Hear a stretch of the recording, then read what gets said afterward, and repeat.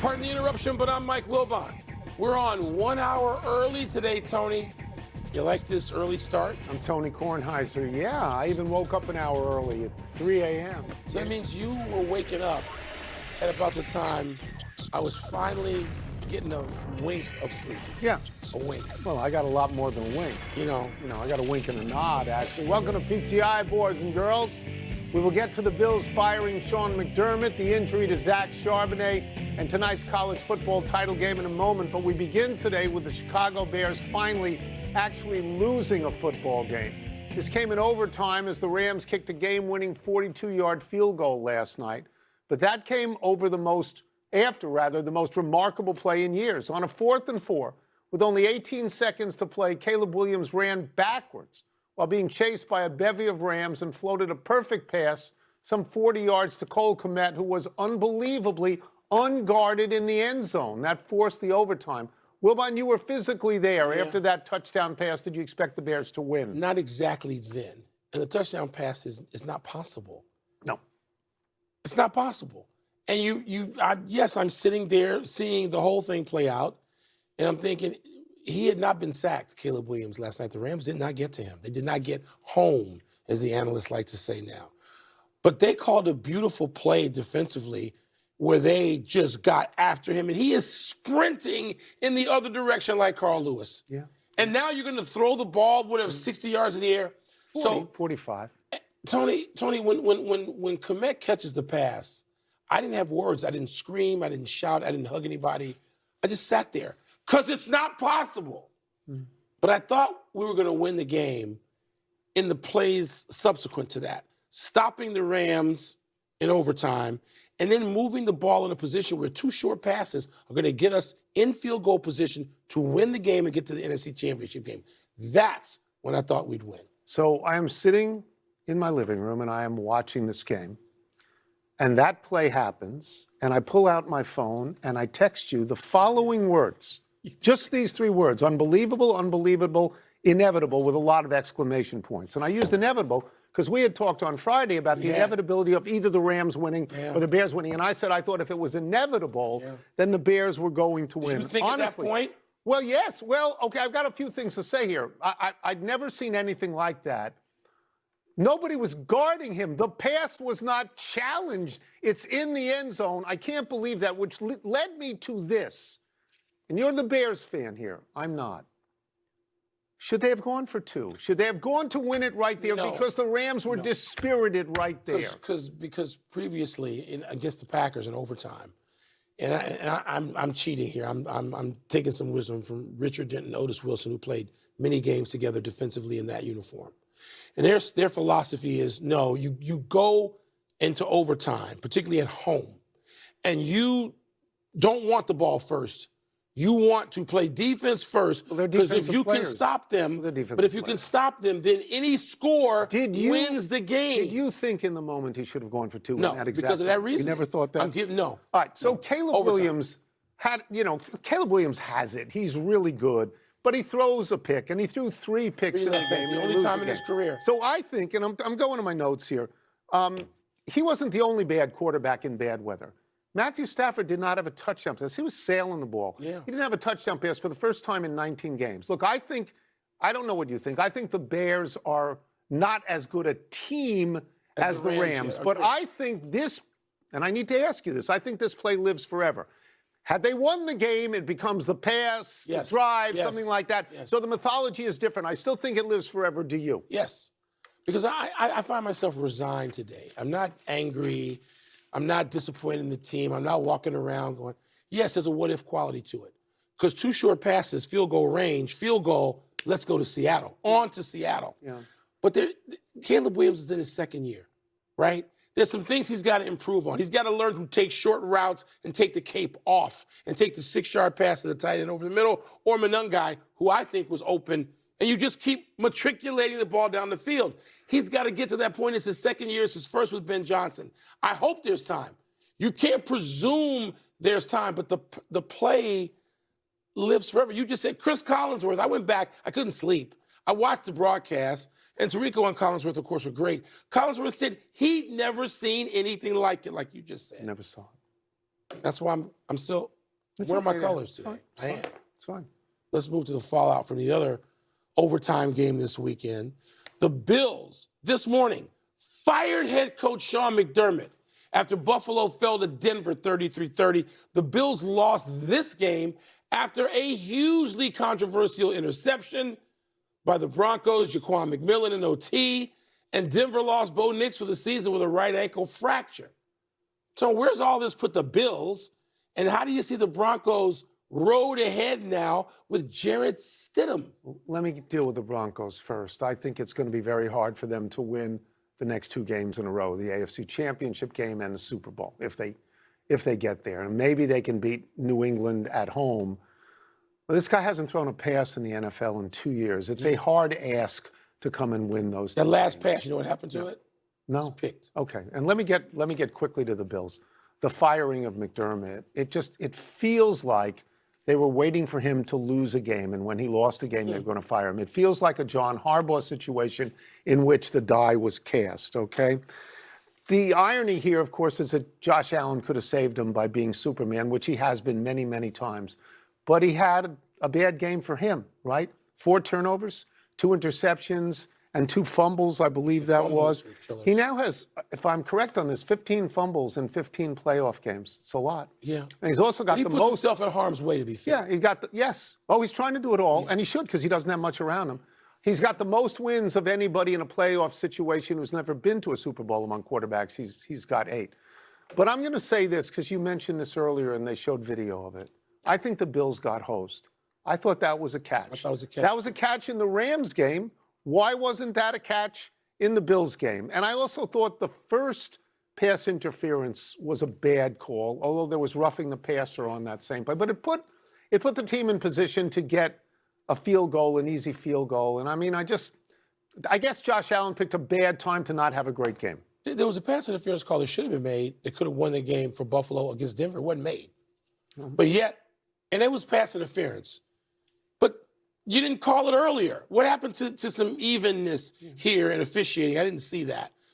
It's a catch. Once he has control of the ball, they establish that, and his knee is down, it's a catch. So basically, Sean McDermott got fired because of an officiating call. Well, because if they win that game, he ain't fired. They're still playing. Nobody's fired the next time they lose. Okay, but that's what it feels like. And if they don't lose, no. Okay, I agree with you that this is Josh Allen. He didn't have anything around him, and so you promote the GM, even though you're lacking in talent. The last 56 players you've drafted, you got 2 or 3 Pro Bowlers, huh? It's a good. That's Sean McDermott's fault. It's a good job. The Buffalo job is a good job. Yeah. Because Josh Allen's only 29 years old. His motivation level is going to be through the higher roof. than, by the way, hire an offensive his guy. Emotional show after the game. It just made me really like Warming. and respect Yes, him absolutely. more. 100%. Easier to root for him, and I was already rooting for him. 100%. Let's move to the Patriots beating the Texans yesterday, 28-16. In this game, C.J. Stroud had 4 interceptions in the first half, including a pick 6, and Houston was only down 21-10. Ultimately, the difference in the game was a touchdown pass from Drake May to Kayshon Boutte, who made a great catch in the fourth quarter that sealed the game for New England. Wilbon, was the story of this game the Patriots' successes or C.J. Stroud's struggles? Well, it's hard to have one without the other. And the picture of that snow and the fact that Drake May had turnovers, he had fumbles. They could have been He had more 4 fumbles. So I'm not going to just Right. Both quarterbacks had trouble handling the ball in awful weather. Right. The weather was a bigger story in Chicago, but the weather was worse in New England. It was worse in Foxborough. That's fine. So no, I'm going to choose to give New England credit. You and I are about the only people who picked the Patriots going in. Everybody else looked at Houston's defense. But my whole thing was, you don't have Nico Collins. You don't have an offense I can count on. You got a quarterback coming off 5 turnovers. I'm not going to pick you at New England. Right. No, and this just makes sense. And I went to my phone at the half and I texted you this. I don't think New England will win. They should be up by 25, and they are up Maybe by not 11. that much. Houston's had a marginal offense all year. If I have this correct, they rushed for 48 yards on 23 carries. I don't know. So, but here's that pass to Boutte is a great passing catch. Wow. Let me ask you a question. There's 4:17 to go. You're Houston, you're down 12 points. You have a 4th and 18. It's a lot. 4th and 18 is a lot, but you punt. Yeah. Would you have punted there? No, when you're a defensive coach, I think I expected that at 4th and 18 and you're playing, let's get the ball Don't back. you have to go? 4th and 18. If you kept your quarterback in the game, rather if you than kept him in, and by the way, you were wondering in real time. Yes, would they go to the guy who had won, what, 2 or 3 games? I think 3-0 is in relief. Yes. But then that could be a career ender if you do that. Houston's situation is a bigger picture situation. There's some teams that have to do things already in their draft agendas and their offseason free agent agendas are set. The Bears have to go get pass rushers in the defense. They do, plain and simple. The Houston Texans have to get offense. You can't just have Nico Collins out there by himself. You got to go get a receiver, a lead back if you don't think you have one, and some peripheral help. Do you have help. To get a quarterback? I don't know. You don't have to pay what this is one his yet. mental state? You don't have to pay him yet. So he's eligible, but you can wait. And he has such a great. I know rookie years 2 years ago. Great. I know it is, but how about giving him some help and let's find out that way because he didn't have. I mentioned one thing. We talked not at great length, but at some length about Coach of the Year candidates, and I had mentioned Vrabel, and I'd mentioned Ben Johnson, and I'd mentioned Liam Cohen, and then last week you put in Kyle Shanahan. Yeah. The only guy still standing is Vrabel right now. Yeah. He's the only guy still standing. They went from 3-14 to 16-3. Yeah. That's pretty good. Let's take a break. Coming up, bad news for the Seahawks today. How could it affect them moving forward? And should Indiana be a big favorite over Miami tonight in the title game? So you wouldn't have gone for 2, and you would have punted the ball. I'm not sure about punting. I would not have gone for 2. But I'm persuaded. But at least I'm persuaded by people in gold jackets.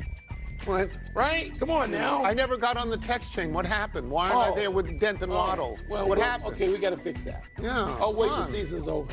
Oh. You can get in. Let's find out what's on the minds of the minions in mail time, 3Ms. Let me get to the first one. Put on my glasses. Alliteration, Holmes. Have Sam Darnold and the Seahawks addressed any skepticism you had about them? No. I have less skepticism than most because the trade deadline day, we talked about who we thought was the number 1 seed, or not number 1 seed, but the best team in the league. And I said Seattle.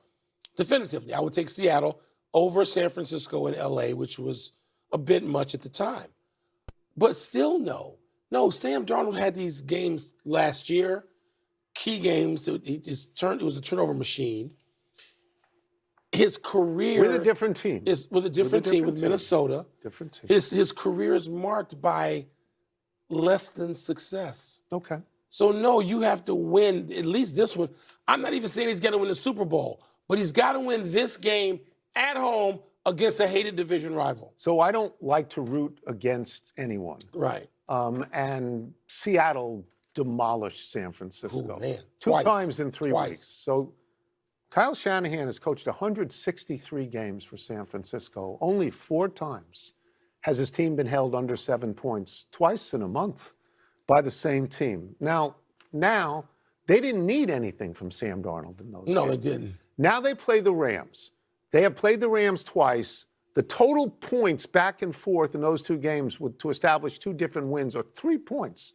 So they may need Sam Darnold to be great in this game. Well, they may. If not great, really good. So we have not addressed this issue directly. It is fair, it seems to me, to wonder about Sam Darnold. Yes. And maybe they won't need him. Maybe they'll beat him by 25. But they got great defense. They might. I mean, the Bears' defense, which is not great. No, it's not. Held the Rams to 7-20. 17 in regulation. Charbonnet now out for the year. Charbonnet out hurts a runner. I still think Seattle. That's one. Well, you know who I picked 4 weeks ago? When you picked the Seattle. Rams. I did. And we did pretty good on the show. How about all the other pundits? Not as good. How'd they do this Not weekend? as good. Yeah. They've taken the pun out of pundits. They have. CFP title game. You see Indiana as a big fave over Miami tonight. A big favorite, no, for 2 reasons. One, they're playing at home. Yeah. So that means this whole week has been spent in relative relaxation because they haven't had to go anywhere and do anything. More importantly, they don't lose by a lot of points. They've lost 5 games in 2 years, none of them by more than 7. This year they lost by 3. And it's a big favorite to me is 10+. This year they lost by 3 and by 6. Do I think Indiana should be favored? Absolutely. Indiana is undefeated. Indiana is doing great. Yep. Can I see Miami winning the game? I can. I don't want that. I got to be honest. I'm a sports writer in my heart. The better story is Indiana. I don't know. Indiana, oh, yes. Indiana coming out of nowhere, 100 years of losing, and suddenly with a new coach, suddenly in 2 years, they're undefeated and they win the national championship. I'm a Big Ten guy, and I don't know that that's the best story. Look. How do you think Miami's a better story? I'm going to tell you, because Miami would be returning to waking up the echoes. I was around, and so were you. I was around. We covered games where Miami was thought to be some up-and-comer. People didn't want them. Division 1A people did not want the U. They didn't. And the U came up, and they beat Oklahoma, and they beat Notre Dame. They won those games. I was there. They beat everybody. They did. Yeah. And they beat them as an... These other guys haven't beaten anybody. Okay, but wait a minute. So, can Miami be undefeated? No, they can't be undefeated. No, Indiana can be undefeated. They can knock the undefeated team out. And by the way... What do you want? I'm admitting I want Indiana. I don't know. That's not fair. You know, I usually tell you, and I should be rooting for the conference team. Yeah. But there's something about this. There's something that reminds me of those games in the early 80s when they beat Nebraska, when Nebraska was being called the greatest team ever with Irving Fryer and those guys. And the U beat them. Nebraska had 20 years of history going into that. Indiana has 0 years of history. Where did the U win that game against Nebraska? I don't know. In the same stadium? Orange Bowl. Orange Bowl. Not the same stadium, but the same place. Enough email. Let's take one last break. Still to come, the Giants and Falcons lock up new head coaches. And 45-year-old Venus Williams comes very close to doing something remarkable at the Aussie Open. The Big Ten should throw you out if you don't root for Indiana. That's why I didn't really go all the way in that They should throw you out. They should. Yeah. Yeah. You should be a trustee of Miami. Go to Coral Gables. Go with Levitard. Go with Levitard. Hey, Danny, Prime 112, baby. Let's get a reservation.